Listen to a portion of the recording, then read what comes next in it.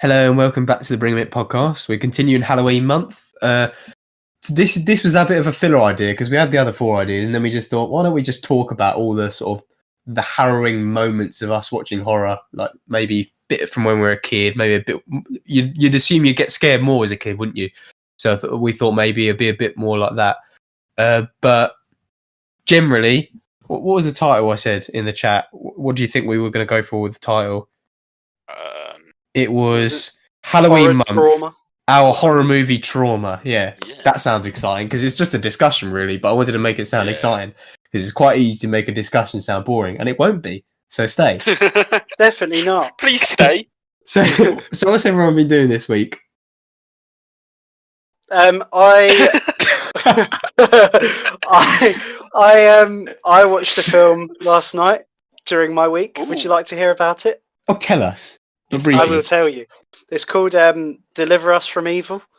It's on Netflix. It's like it's about this NYC cop who finds this girl in a zoo that's possessed, and he tries to depossess her. It wasn't amazing, but I quite enjoyed watching it throughout, to be honest. It's by the guy who made the director who did Sinister. So I thought that'll shit me up a bit, but it's scary. It didn't really. Yeah, unfortunately, but yeah, it was all right. Yeah, go prep for this, I reckon. Wouldn't you? Yeah, exactly. Yeah, you may hear about it later. Stay tuned. You may. Probably not. Oh, okay. Oh, do the shots. Right. Well, I've also been watching some horror films. I watched the 2009 reboot of Friday the 13th. And it wasn't good.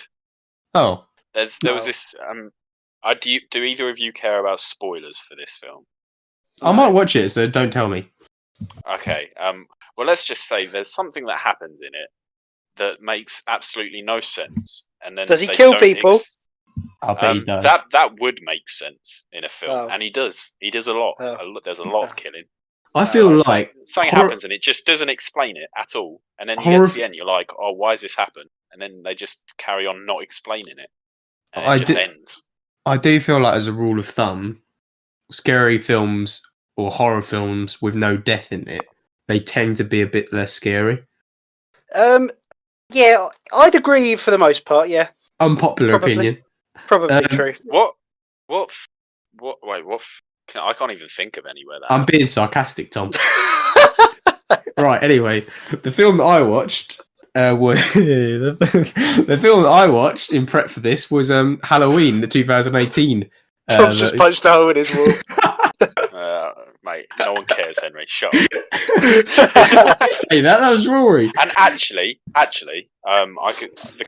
swear no one dies in the Conjuring films, so suck one, brother. Oh. You said that, brother. All right, come on. Right. Anyway, I watched Halloween 2018 version, and I did a whole essay on this on Medium. I found out there's 11 Halloween films, so it's like a proper cash grab film, and I kind of expected this one to be. Oh, they said that that one wasn't a cash grab. They said they wanted to make an actual proper sequel because they said with this film they were trying to make it good, and they wanted to just disregard every single film after the first one. That's one hell of are no longer part of the canon, and that's one hell of that one to just go from the first one. Yeah, I wanted to make it good again. That was one hell of a marketing campaign. We want to make it good. We don't want to do I wouldn't say it was a cash grab. Yeah. No. I'd agree because I said it actually shocked me that it was good because I kind of expected it to be a bit of a sellout and kind of just sort of lazily follow a lot of sort of jump scare conventions, and it didn't really do that, which was quite nice. I feel like a lot of the notes that I have and a lot of the thoughts that I've had recently, they've been a bit swayed by this because it's the most recent one I've watched. Even though I wouldn't call it an out-and-out horror, it's very old-fashioned horror, so it kind of is out-and-out horror. But it's also, I think nowadays you call it more of a thriller than a horror, something like the Halloween. Proper button clencher, isn't it? With all the stuff out there, yeah. It's like dropping the soap in the shower in prison. You just clench them as tight as you can and hope. Yeah. Had a lot of experience with that, Rory. Well, I don't like to talk about it. So Let's not go into details. Let's not go into details. We're currently not censored yet. On the the little tick box that says, "Should we censor this?" I'm like, no. But eventually we might have to. But yeah, let's see how it goes. So we could talk about my dark past then. Let's not, because I don't want to tick it. I don't want to tick the box for a different. Right. I know we're talking about horror movies, but if you get this one to 1,000 likes, guys, Rory's dark past coming next. How does one like a podcast episode? I don't know. Anyway, right, we are waffling badly. What was the first horror movie everyone watched? Actually, I didn't actually plan that question. I just thought of it. Does Jaws count? Yeah. Okay. If you can remember like bits that terrified you, then I watched it when I was 5. Well, Who let that happen? Necessarily guess. Oh God, no. I wouldn't necessarily say I watched it. I was just he put it on, in the background. And I was just sit, and he was like sit here and watch it. And I was like, okay, and then it was scared, it bloody terrified me. Did you cover your eyes, Tom? I don't remember that specifically. It was 16 years ago. Did you hide behind the sofa, Tom? Again, I don't remember. I just remember watching it and being scared. Right. Well, me and Rory. I don't know if actually no, Rory. Your answer is probably not the same as me because I was about to say it like in unison with you, but it's probably not the same. I can't actually remember like a film I watched before 28. Well, I think I watched 28 Days before 28 Weeks when we watched 28 Weeks. I think I watched 28 Days a little bit earlier than I watched 28 Days. Weeks. Is ruddy good. But it might have been like the week before or something. I've written down 2 things on mine that are TV shows that I watched when I was younger that get the shit out of me. Doctor Who? Yes. I have Doctor Who, I have Buffy the Vampire Slayer, and I have Goosebumps. What the... Oh yeah, that was a series. That's on Netflix, I think, still. I think so. It's the one the specific one that used to scare the shit out of me and gave me nightmares was ventriloquist. Yeah, the dummy Things. Yeah. I remember I had to start closing the door of my room when I was 6 years old because I remember having a dream that like the dummy opened the attic and crawled out and was walking towards me, and then I woke up. I was like, nah, that's only a double kick it. Oh, throwback. Continuity. Oh, right. Wow. People who have listened to other podcasts will get that joke. Right, go on, Tom. It's like I completely forgot about while making my notes. I've just remembered one thing that terrified me when I was a kid. I think it might be the earliest thing that actually properly terrified me. And I reckon I might know what it is. I doubt either of you. Right, so has everyone seen The Simpsons? Oh, no. Yeah. That surprised me. Obviously, yeah. I think I was like 6 or 7 when I first watched this, but do you remember the episode where Mr. Burns is like the light green glow in the dark alien? Yeah. And he's like walking through the woods and going, "I bring you peace." Yeah. That used to terrify me so much. And the way I got over it is I had a dream once where I don't know why I remember this so clearly. I had a dream once where I was in a helicopter and I fell out and like grabbed onto the ladder that was going down from the helicopter, and that green Mr. Burns saved me. And then he pulled me back into the helicopter, and then after that I wasn't scared anymore. Oh, that's a lovely story. Yeah, that terrified me so much. How often were you watching that episode for it to be like a big fear of yours? I don't know why, but I felt like every time we were on like Channel 4 watching The Simpsons, it was always that episode. And it obviously wasn't, but it felt like it was. And my dad was like, "Yeah, we're going to watch it." And I was like, "Why?" You know what would be really scary? You know what would be really scary is if you met. No, Dad, change the channel, please. What would be funny is if you met Matt Groening one day and you told him all about this episode, and he was like, "There was no episode like that." There was no Candle Cove. I thought you were going to say Blink and Doctor Who. I thought that was a little trigger for you, a little trigger memory. But Blink and Doctor Who, because I remember that was probably one of the original horror things that I sort of came across. That's the first thing I wrote down. Like, was it really? The first thing I wrote down was the Weeping Angels, because bloody hell. Did you put it in chronological order? I don't suppose you would have. No, I didn't. Yeah, no, I didn't either. I put them down as they came into my head. Yeah, same. Yeah, it's a bit much to. Yeah, but was it the David Tennant episode that everyone's thinking of?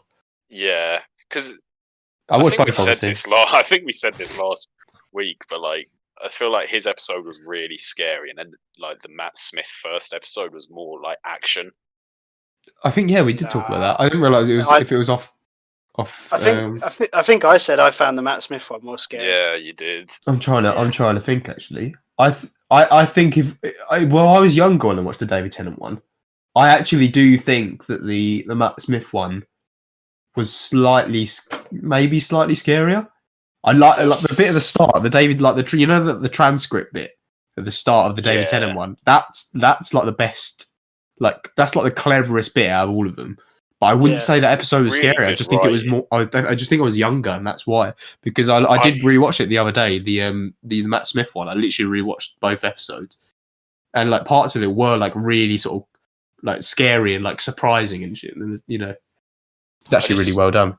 I remember in the David Tennant one, the bit that really got me is like right at the end when she's like running to try and find the TARDIS, and the guy is just like, she's like, keep an eye on him, and he's like trying to not blink, and he tries to look behind him to see if one's there, and he looks back, and it's like right in his face. Oh yeah, that bit really got me. Yeah, but again, we were younger, so I wonder how much of that is because it was better directed or written or whatever. It's definitely because we were young, because I've watched both of them recently, and I can really appreciate how good they are now. Like, without getting scared. While we're on youngness, I think we should have a little segment on the 28 on the 28 days and 28 weeks saga. Subtext youngness. me and Rory watched this along with, I don't know if it was Josh Burge and Ollie Baker. I think that was it. I think Josh Burge didn't like it. He was like on the exercise thing like while we were watching it. That needs context. The exercise thing. Like the running thing, the things with like the arms. The elliptical machine. I don't know, Tom. You might be right. I don't. Whatever. Elliptical machine. Basically, he was distracting himself. I don't know what you're talking about. That's a word for it. But anyway, right? You technically call this more of a thriller. Machine is a cross trainer. Let's not get lost on that. I just wanted to make sure I was not being an idiot. Yeah, fair enough. Right. Again, I feel like you called 28 Days and 28 Weeks Later. It's by the way, it's a sort of a zombie / infected film for anyone who hasn't watched it. Highly recommend it. Very, very. It aged very well. Both films. Really good. 28 Days is like early 2000s, is it not? 2003 or something like that. Yeah. That's aged really well because that's got Cillian Murphy in it. That was probably one of his first films. Yeah. Very good cast. That it's got Doctor Who in it as well. Yeah. But yeah, again, I think you call it more of a thriller because it's very heavy on like creating horror out of violence and stuff. But and it's like, but it does have sort of the jump scary sort of formula to it. Like the start, I remember thinking 28 weeks later, the 28 days later didn't give me nightmares. I watched that and I thought, oh yeah, great film. Didn't give me nightmares. I think I actually didn't finish it. I think I went home before it was finished, just because I was getting picked up at that time. And then 28 weeks, I watched the opening to that, and I think I got nightmares based on the opening. The opening's horrific. When they're like, where he's running out of the house when that kid's knocking on. They're chasing him into the water while he's getting on that boat. Yes, it's horrid. It was the first time, and this happens in so many films now. Like there's so many films where it's all calm. You're in a house. Like everything's quite normal. And like I think if I was to watch that now, I know something was going to happen just to kick things into focus. But watching that back then, I was like, oh, okay, it's just quite a tame start. That's just how I thought of it. And then that jump scare happened, and I was like, oh no. And I was watching it, like I was like, my eyes were fixed on it, but I was like terrified. Like all of that starting sort of all of that 2-minute sequence of action and stuff. Like I had nightmares about that for 2 weeks at least, I think. Did Rory tell you it was going to be a zombie film before? Because I can just imagine him be like, we're going to watch this lovely little family film. Well, it's 28 weeks later. It was the second film. I'm not a horrible person. Don't paint me out as a horrible person. It was the second film, so I knew it was going to be about zombies. Like I didn't think But had you seen first? Yeah, no, we watched it. We watched 28 Days, and then I think a week later we came back and watched 28 Weeks. And you know what I remember really weirdly about that is like that was when Tiny Temper was really big, and I remember associating it with so many Tiny Temper songs. I don't know why, because I think we were listening to it at the same. We were listening to it the same day, I think, and I've just, you know, you just get weird associations in your memory like that. Like I just remember, I just can't stop the feeling. Are they a bit tinged for you now? Then those songs, I still like them. Tinged with fear. Do you know, when you're sitting, imagine when you're sitting at prees, they come on, you get a small shiver at the start, and then you're like, Vietnam flashbacks. It was all just a dream. Oh god. Was it round Rory's when we watched Dead Snow, the like Nazi zombie film? Nazis are back up. I didn't watch that one. Okay, it must not be. I just remember being around someone and watching Dead Snow, and it was just so weird because it's just.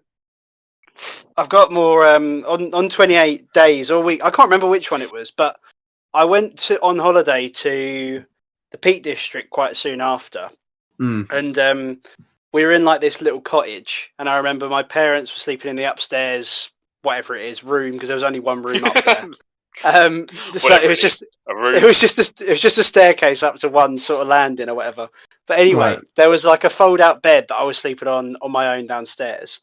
And I remember there was just like this thin blind over the door, and that was just out into the wilderness of the Peak District. And I kept thinking late at night that a zombie was going to like charge through and attack me. I remember not sleeping for like, I don't know, hours. Just I actually don't blame you. I was in the comfort of my own room and I got nightmares. You sound like you were actually in like a horror or like a horrible setting. Like because the thing, the setting was nice. The setting was nice.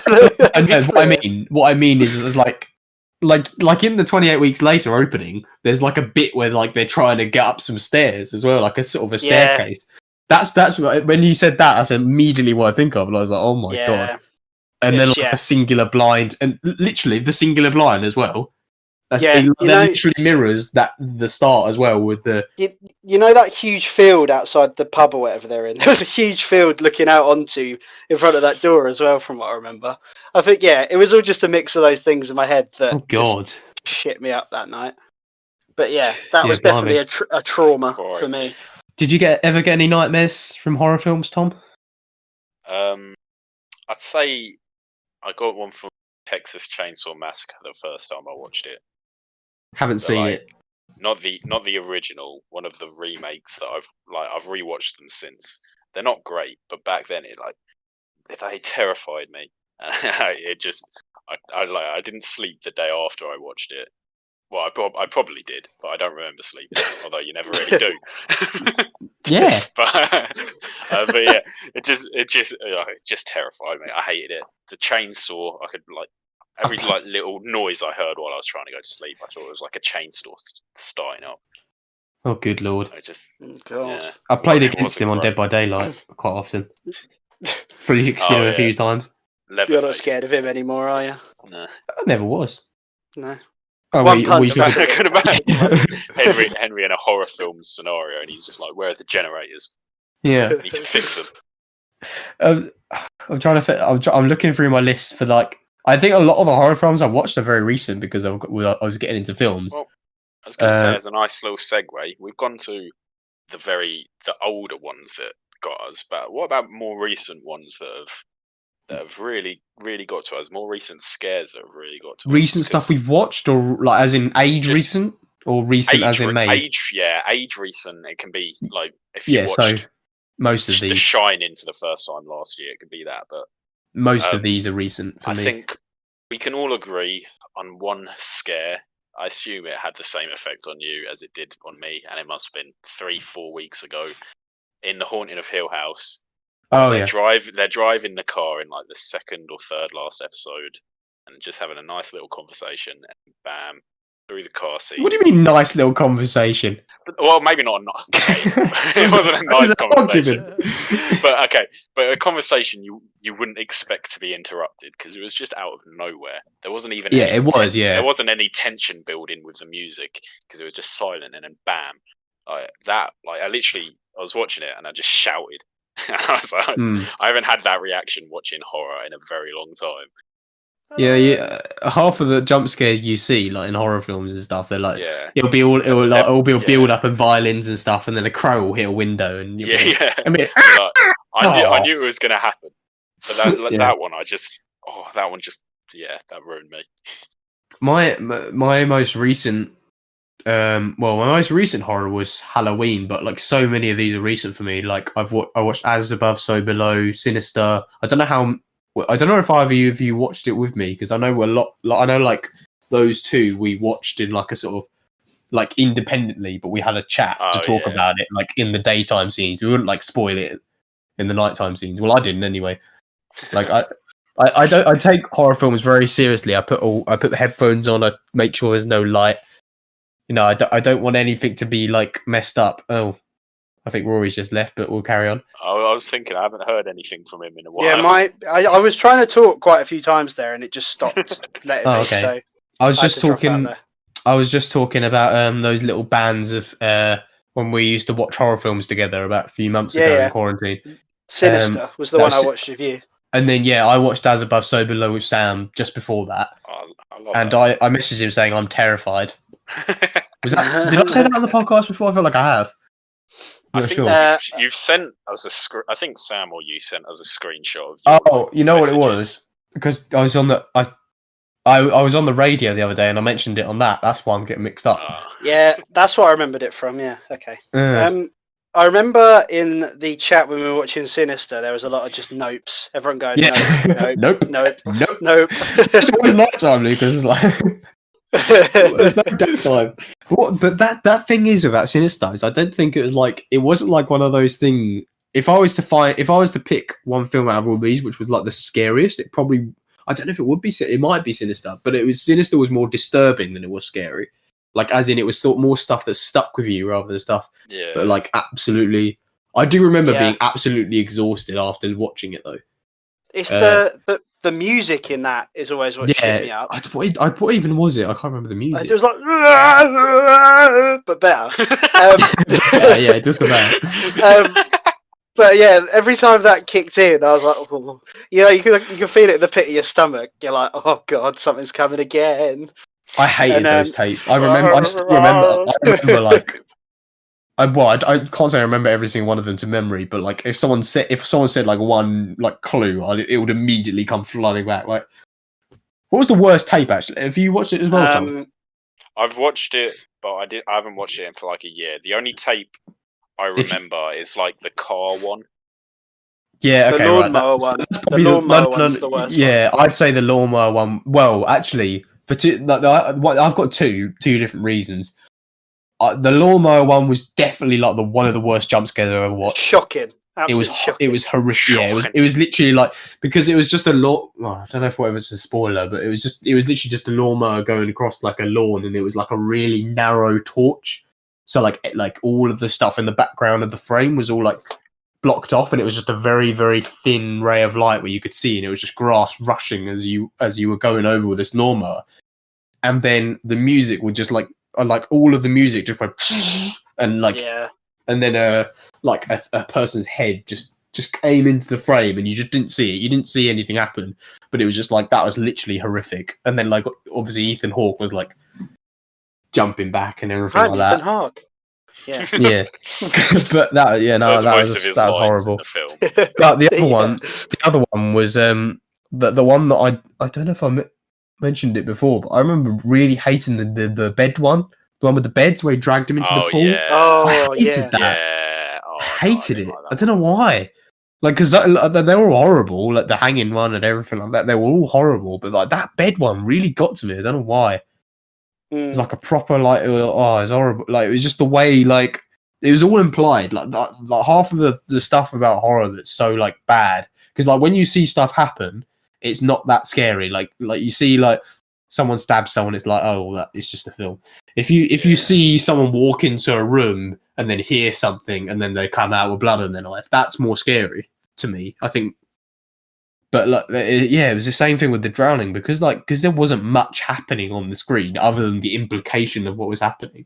Like that was just like completely harrowing. Yeah. Like I hated watching that. But you know. I've got one that we'll both remember, Henry. I imagine you were probably there as well, Tom. When we went to see Conjuring 2, you know, yeah. Oh yeah. And you know the bit where they're like trying to talk to the ghost of the old bloke in the house they're living in. I know. And the nun appears behind him and puts her hand on his shoulder. Oh. I screamed in the cinema, like the shrill banshee scream. I wasn't next to you. I wasn't sitting next to you, but I did hear the scream. I didn't know who it was.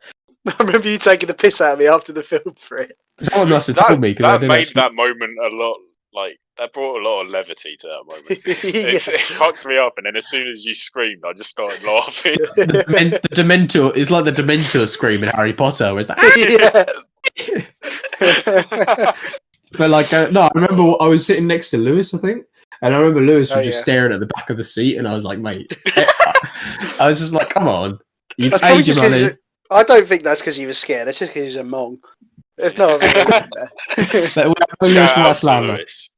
there. Yeah, shout out.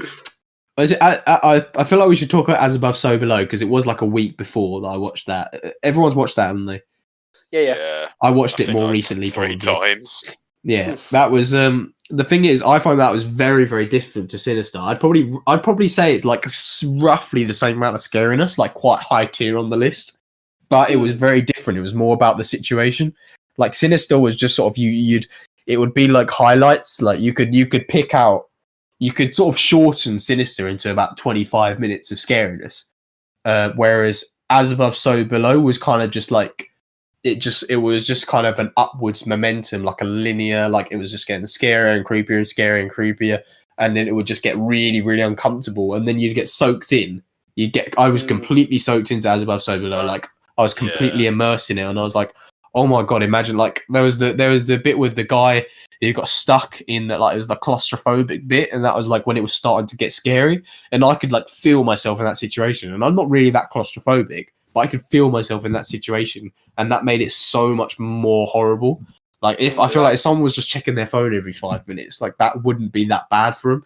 But I was proper into it because it was just me and Sam. Maybe that was why. That film, like, it does get a lot of, like, it is quite scary, but the bit that ruins the tension for me is at the end when it's like a first person and she's running through and just like pushing the demons off.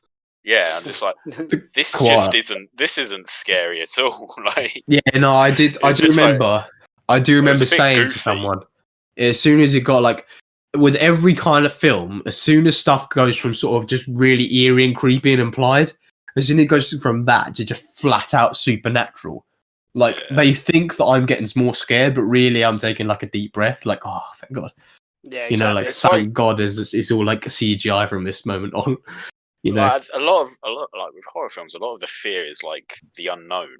Like, it's like you don't know what it is, and you don't know what's there, and so you're sort of, it's your imagination carrying you. And then as soon as it shows everything, or just, like, as soon as it does all that, then you're sort of like relieved because you finally know what it is. Which actually brings me on to one of the other films I wanted to mention. It's called Lights Out. I don't know if either of you have seen that. I've heard of it. What, the one with the old bloke? Oh yeah, I've heard you mention it. Isn't it? It's Don't Breathe. That's called.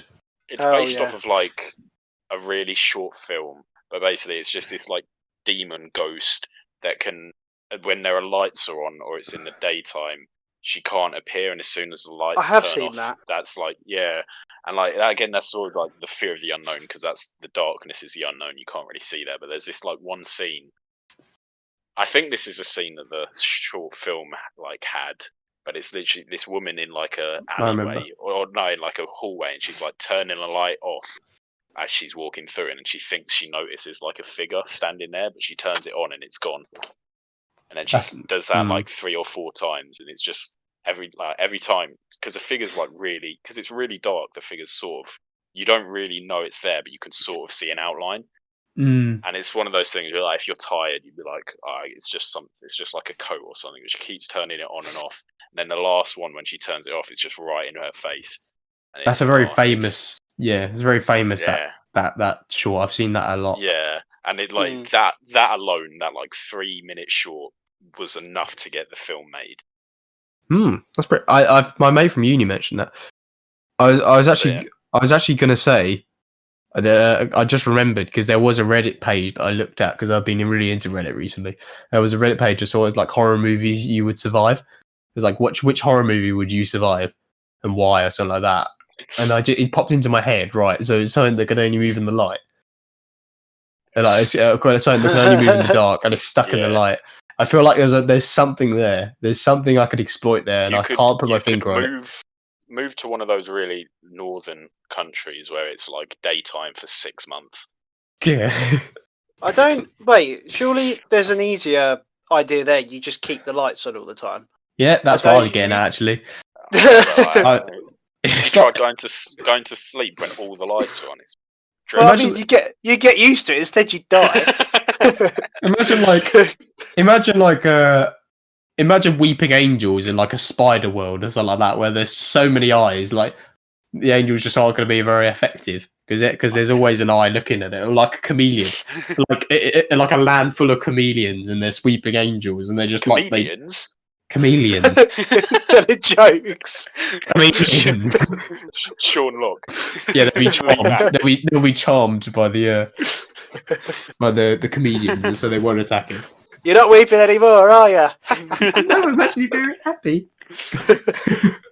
Right, that is awful. Moving on. I've got another film that I would like. So Mike Flanagan, the director of Haunting of Hill House. Yep. There was one film he made. I don't even know if it's this one because I won't lie. I haven't actually seen the film. I was watching a YouTube video and it was like, oh, it must have hurt you then, Tom. No, it did. I was watching a YouTube video and it was like scariest moments in recent horror, and the number one was from a film called Ouija, but I think it was the second one. I've seen that. And it was this clip of like, I think it was at the end, and they were like, this girl was in like hospital, and then the camera moves out, and you see there's like a girl standing on the ceiling, and she like sort of like runs towards the camera, and I don't know why, but it really terrified me, and it made me not want to watch the film because I was like, that's just one like 10-second clip. What is the whole film? Do you get scared whenever you see girls running towards you now, Tom? When they're on the ceiling and they're covered in blood, yes. Is that one called like Return to Darkness or something like that? Ouija, something like that. The Bed of Darkness. Yeah, I have seen that. Definitely, it is pretty good. It's pretty good. Yeah, I do Origin of Evil. That's it. It's it's about the whole film's about not to link it back to Nazis again. It is about some Nazi like ghost that lives in the house, from what I remember. We're not sponsored by Nazis, by the way. Sponsored by Nazi. Oh, Nazi. Carry on, Tom. That's just about it. I do want to watch the film at some point, but that I've got another childhood trauma. Oh, go on, yeah. Buffy the Vampire Slayer. I know I mentioned it briefly earlier. My sisters always used to watch it. It's not scary at all, really. But I was like 5-6 years old watching it, so it did shit me up a bit. But anyway, there was bits in it where the vampires would like be outside her window looking in, or hover outside her window, that sort of thing. And I don't know, the imagery of that always just scared the shit out of me. So I could never sleep when I was younger with my blinds open or my curtains open, because I felt like I'd turn around, look out my window, and there'd just be someone peering in. Yeah. Honestly, that is one of the worst traumas I had. I had to have them closed for years. I can have them open now, but I don't know. I still get a little get a little tingling at the bottom of my stomach. Like, there could be a vampire there. While we're on it, because you did say something about Mike Flanagan earlier, I didn't want to get fully past it. Should we give a bit? I mean, we talked about like one jump scare in Haunting of the Hill House, but was there like anything in particular about Haunting of the Hill House that you didn't really see in other horror?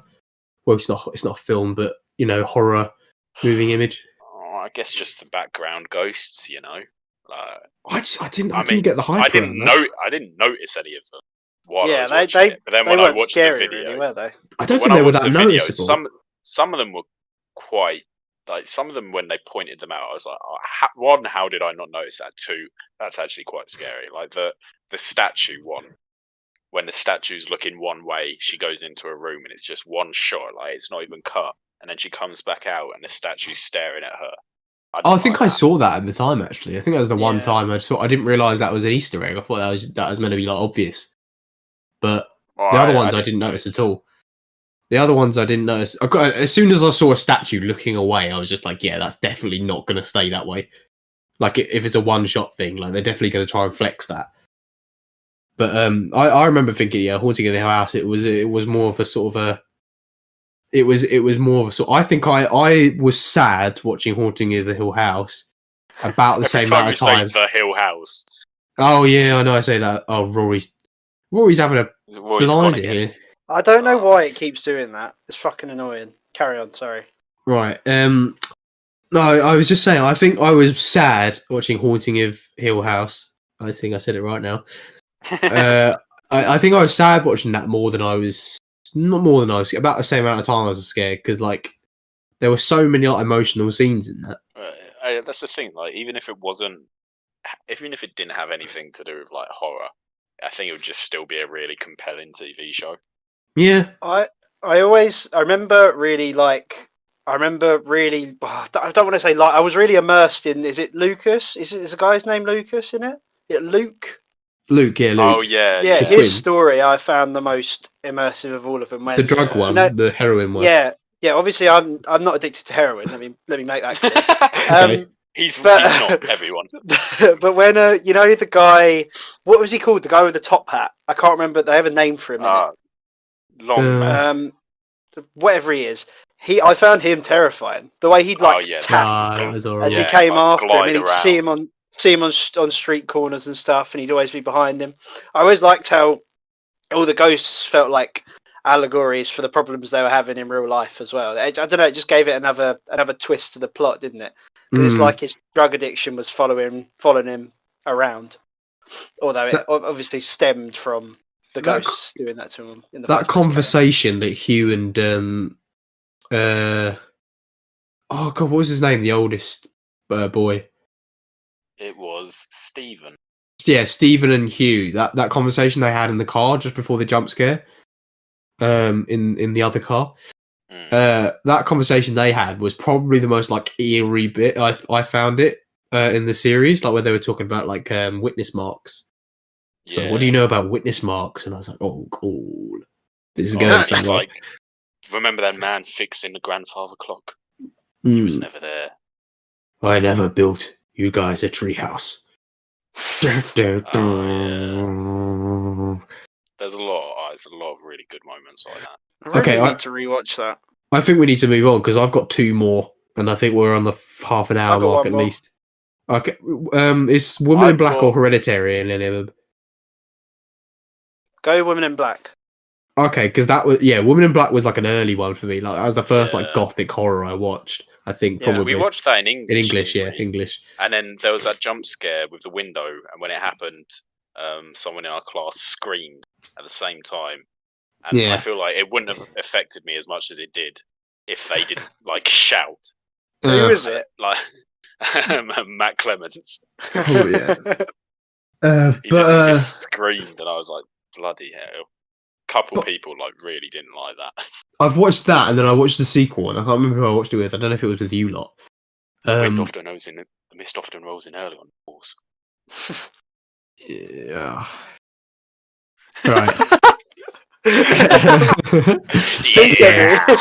If it's hurting you so much, carry on. But anyway, right. I remember thinking, I watched the first one, and I remember thinking, I think I would have come out of that if I was like holding fingers up for how many jump scares there were. I probably would have been like having like only one hand out, probably, because there actually really weren't that many jump scares. Like it was all tension building and all like sort of just like horrible atmosphere, and I really liked that. And then in the second one, they just absolutely binned all their efforts and just jump scare after jump scare after jump scare. And also the thing I said about like the unknown, like scaring and the unknown. In the first movie, you saw Woman in Black from a distance, like even if it was not that much of a distance, it would still be like a proper mid shot. Like, but and then in Angel of Death, I think it was called, the sequel. You just immediately, like, the first time you saw her, the first time you saw her, she was just massive, like proper zoomed in, like in a big room. And it was like, oh, it's just not scary now that you've seen her like up close. It was scarier from a distance because it was so like, you know, make your skin crawl. It'll remind you of like when you think you can make out a shape in real life. That's why stuff is scary, because it kind of it's slightly applicable to real life when you like make out a person and they're maybe just standing really still and it creeps you out. But like no one's scared of up close monsters. Like it's not that scary. Weirdly, it's not that scary. But yeah, that was my opinions on that. I am in terms of that the unknown being scary thing. Blair Witch Project was the first one that I remember really scaring the shit out of me on that front, because they use like the sense of hopelessness in that film to scare you as well. Like when they're just walking around in circles in that forest, continually finding these like weird gothic symbols in sticks, breaking them. Each of them's going more progressively mad, and then finally you wind up at this like old abandoned house where you think, okay, they're finally going to see the witch, and you never do, and in a way it's more scary that you don't. Yeah. I saw, you know, in Scary Movie, you seen the spoof bit they did on that? Probably. Refresh my memory. The bit with the news anchor in the woods where it's just there's like a little bit of snot dripping down onto the camera, and then it just turns into an avalanche of like bogies just dropping on the camera like a POV. It's so funny. I don't know. I love Scary Movie. And Scary Movie 2. I can't say I remember that, to be fair. And Scary Movie 3, I don't actually. remember that. 4? Do you like 4 as well? The only one I remember is 4. I think it's 4, the one where they do War of the Worlds. Yeah. And it's iPods instead of tripods. Yeah. Yeah. I remember that one. Oh my god. Yeah. Anyway, wait. Someone said they had 2, or did they? I've got 2. Yeah, go on. You go. Well, the first one I'll talk about is the one that I'm sure both of you have seen. It. I haven't. Yeah. I haven't. Oh, have you not? Okay. Well, there's this bit in it, where they're in a library. It's one of those background things. Oh yeah, I've seen this. Yeah. That's and like fucking scary. That I've seen that scene. I've seen the scene. I'd seen the film about 2-3 times, and I'd never noticed it. And that was noticed it one time, and I was watching it. I was like, "Oh my god, this is really good, really good." Truth or Dare vibes. Yeah, but weirdly, maybe a bit scary better than that. Yeah, only a little bit. But it's just the way she's just staring at him. Oh, I want to go rewatch that scene right now. It's really good. That bit. Wish someone would stare at me like that. Yeah. Do you? Me, same, Rory. I just want someone to look at me, to be honest, Tom. Someone would look at me like Pennywise does. Shane, no, it's not going to happen because we're on like a podcast / radio route, which means our faces will be like a little like Easter egg or a little 1000th episode special. Easter egg. But okay, or right. They just need to look at our edits on our Instagram or Twitter. Yeah, but those are not updated pictures. Those are us when we were like teenagers. So it doesn't, glow ups and stuff. So just glow up. I've just got one more film to talk about, but we'll go to Rory, see one of his last. Oh, that's me. I've got one from Netflix that I don't think either of you will have seen. Apostle. No, Caliber. Oh no, I haven't. It's not a supernatural film. It's sort of more of a thriller, and it's these 2 guys go up to Scotland to like hunt deer or something in like this small remote village, and this guy is like aiming in, shooting at this deer. Like he's about to shoot it. He shoots, the deer moves out of the way, and behind the deer is this kid, and he kills the kid by accident, completely by accident. Right. And then he goes over to see if he's dead, and the dad comes in, and his mate shoots the dad. And then they have to bury the bodies, and then they go back to town, and because obviously it's a small town, everyone knows each other. Everyone's like, "Where's this kid? Where are they?" And they get the guys to help them search for the people that they've just killed and buried. It's so tense. Good. It's so tense. Immediately sounds more like a thriller. Isn't that basically what happens in The Walking Dead in the 2nd season? Yeah, when sort of. Yeah, the fat redneck shoots. Yeah. Against Cole as well. Yeah. Yeah, it's That tense. sounds good. There's some horror elements to it, obviously. Like, I don't know, there's extreme violence and things like that in it. But it's more just you sort of buy into the feeling that they have of the guilt of doing this awful thing, but you can't tell them because you're in the middle of nowhere and they'll probably kill you if you do. So yeah, it's great. That sounds great good. film. Yeah. I don't want to end it on Hereditary, so I might go before you, Tom, because Hereditary is not that scary. Yeah. But I remember thinking it was a great film just because of like sort of acting performances. Like it seemed a lot of the time like it was a bit of a sort of a domestic film. Like it was a whole film about sort of like that dinner table scene. By the way, I've watched it about 10 times. Like, and it's That like is a good scene to be it's fair. like the acting in that is just I didn't even realize it the first time I watched it. I think it was when I came back to certain scenes where I was like, oh my god, that was like perfect. Like that was done so like that woman, the Australian actress, I don't know her name, but she's in Knives Out as well. Yeah, she was unreal in that. Like apparently she was exhausted after doing it. Not surprised. The boy as well, the teenager or whatever. Like he was quite good as well. Yeah, he was quite good in certain scenes, but like it all went to that. No, that was Alex Wolff, not Nat, his brother. All right. Oh right, yeah. But no, she was insane. Like the sort of the little grimacy looks. You remember like him saying something a bit like risky, and she'd give him that like grimacy look. I was like, oh my god, that literally feels like that was like so disturbing. Like disturbing, not in a horror way, but just like a sort of imagine if someone looked at you like that, like because you said you said something a bit risky. Like you've always got that thing in your head. You know when you're about to say something like you probably shouldn't in a conversation, and you just wonder if someone's just going to fly off the handle, like. And it kind of hit that spot where you're like, oh god, that kind of gives me little shivers of what might happen in real life, like in the same setting, you know. But Tom, what's your last one? Because it might be more of a horror, more of an out-and-out horror. It's sort of two films, but I mean, it's The Ring, but also the original Japanese, one.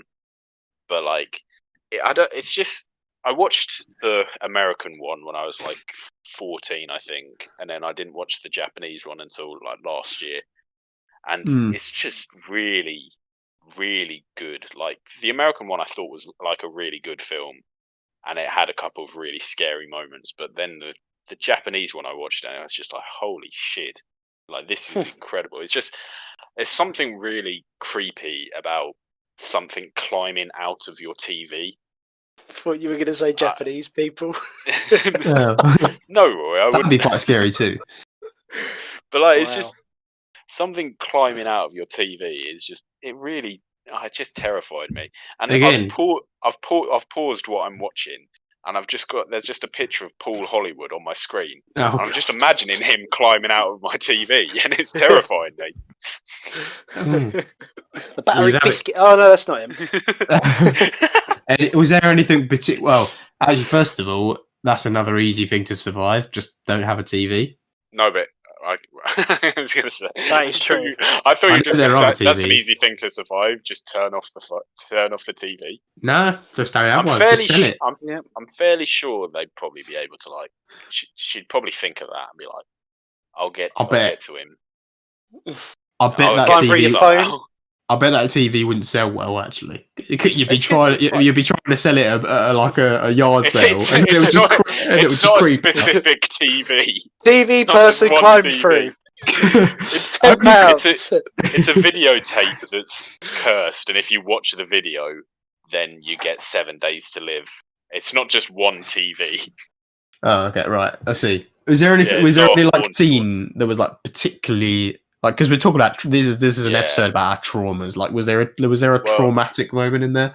I think the opening to both of them is like because it's like the openings always have their like classic opening scare to set the scene, but they're both love a good opening. Terrifying. It's just like you find out that in the American one, you find out that one of the girls had watched the tape, and she was like, "I was supposed to be haunted."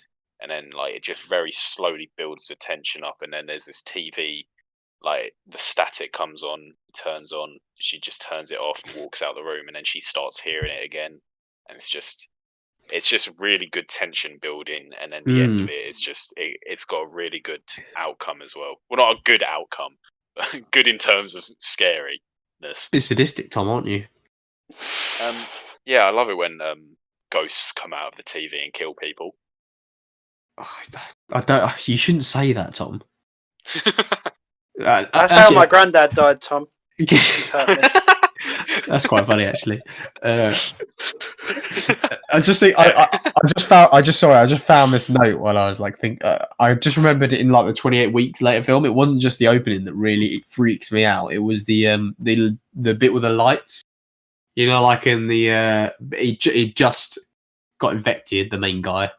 Trying not to spoil it. In Weeks. Yeah, in Weeks. Yeah, and there's that bit where they're all like. Oh my god! Yeah, together. That was like a claustrophobic scene as well. Like everyone's trapped together, and you've got the point of view of the little kid among it all. Yeah, and there's the little flashing lights. It's just like, oh shit, something gonna appear. It's like water torture, you know, like water torture where it like drips on you. Like the whole idea is like water dripping on you, and there's like a little drip. It's the same thing with the flash of light. It's like, oh my god, every single second it's like, oh, is there gonna be like someone in front of the camera? Yeah, there's and then he just appeared like out of nowhere. And like he was in the room with all like he was in with the people all locked in, but no one knew it yet. Like nothing like that was what was so good about it, because if it was like a bad horror film, everyone would have noticed immediately and everyone would have gone running away. But this zombie came into the room because it was dark and flashing and everyone was panicking. No one saw it, and then he kind of got the first person, and then a few people started yelling and shouting, but it was lost among all the panicking anyway. And then eventually, you know, it started to build a bit more on the shrieking, sort of increased in volume ever so slightly as sort of more people knew what was happening. And I just found that so scary. That was like really like that got to me in a way like that I've never been in a situation remotely similar to that. But I could almost like imagine that happening just because of the way they did it. Like it was just really raw. In terms of that film, the other bit that really got me is when the dad. We've kind of spoiled it already. Yeah. The dad is chasing the boy through the underground tunnels, like chasing his family around, and he's hiding in the dark and like catching up to him every so often. It's horrific, that bit. It's really horrid. I think you can only see his eyes at times, can't you? Yeah. I want to watch both of them again after this. Yeah. So I will. Let's do it together. In the first one, there's like they have some really good like scene, like the one where one of the characters is looking up, and I think it's a bird. Oh yeah. A drop of blood just goes into his eye, and that scene is just so good. And the way, like, it's not even that scary, but just the scene of him like turning into the zombie while he's like, I think it was his daughter is like there watching. Shaky cam. It's just really good. That was both very good films. That whole film was just shaky cam FC, wasn't it? FC. Yeah. It's just like, whoa, what's happening? Whoa. I can't make that joke. Whoa, what's happening? Whoa. I just thought of a really bad joke, and I think you can imagine what it was. Something. No, don't say it. Don't say it, because if no one says it, I didn't do anything wrong. Right. I think you should say it. No, I think you should say it. I think we should end the podcast there. The fans demand you say it. Right. Thank you to coming to the Bring a Bit podcast. I think our ideas that are coming up are actually, you know, slowly getting cooler and cooler. You know, what could get cooler than a conversation about film? But not much on a film. Not much. I won't do a proper preview because it kind of ruins it. But like, you know, I'm looking forward to the stuff we got coming up for Halloween month. Have you not been before? Has this been a drag for you for most of it? No, I'm just saying, all right. I'm just of the week again. Do you not like us? Do you not like us? Is that what you're saying? I thought I was going to struggle today because I've had allergies because I've been wiping down surfaces in my room. Okay, I thought I was going to really struggle today, but you know, have you heard much allergies because you were wiping down? Yeah, well, because the dust flies up, doesn't it? But like, I thought you were wiping them down with pollen. Basically, I've actually sneezed a few times, but I've muted my mic so you haven't heard it. It's seamless. Seamless. No That is scenes. seamless. Haven't even noticed. Well, now you've told us. This is what goes on behind the scenes. You don't need technology. You just need smarts. We've got a little man in our ear as well, telling us what to say. It'd be quite easy because when I edit this, it's got the audio in 3 parts. It's got each of our audio, so I could probably easily mute myself if I sneeze. That'd be really easy. But wow, what an end to the podcast. Yeah, thanks for listening. This is a conversation we should have had after we'd stopped recording. Conversation about dust. Everybody near dust. Join us in December for our Christmas themed month. Oh God, Tom, you should not have promised that because I've got. We're not doing that. I don't hate Christmas films, but they're not great. Right, goodbye. Yeah. Oh no, I quite like Elf. Is it Elf? Yeah. Wait, hang on. But we're not just going to watch Elf for a month, are we? We could, because there's that podcast that watches a film over and over again until they hate it, isn't there? Okay. Thank you for joining. Oh, Tom's taking the reins like Santa Claus. I'm just letting Christmas him do month. Christmas month. Tune in next week for a very special episode. So yeah, bye. Week.